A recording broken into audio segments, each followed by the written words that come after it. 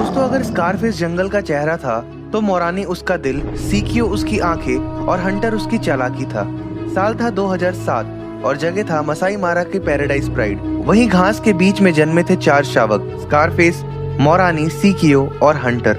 जब ये चारों जवान हुए तो उन्होंने अपने समूह को छोड़ दिया। अब वक्त था अपनी किस्मत को आजमाने का और ये चारों निकल पड़े जंगल पर राज करने। साल था 2011। इन चारों ने मिलकर मार्स प्राइड पर हमला किया। यहीं से शुरू होती है चारों भाइयों की खौफ की कहानी। मोरानी सबसे बड़ा, सबसे भारी और सबसे ताकतवर था।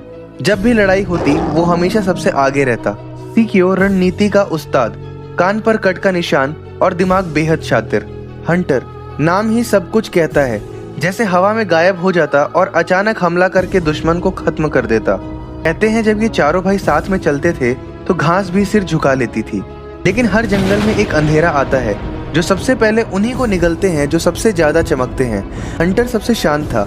मार्स प्राइड के हमले के बाद वो अकेला हो गया। कहते हैं कि वो खुद ही झुंड को छोड़ दिया, शायद कुछ खोजने के लिए निकला था, लेकिन कभी लौटकर नहीं आया। सीकियो ने कई लड़ाई लड़ी, लेकिन एक टेरिटोरियल फाइट में वो बुरी तरीके से घायल हो गया। उसने जमीन पर तड़पते हुए आखिरी सांसें ली।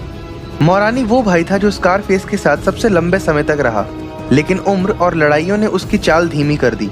धीरे धीरे वो झुंड से अलग रहने लगा और एक दिन वो भी चला गया। अब बस एक ही बचा था, स्कारफेस।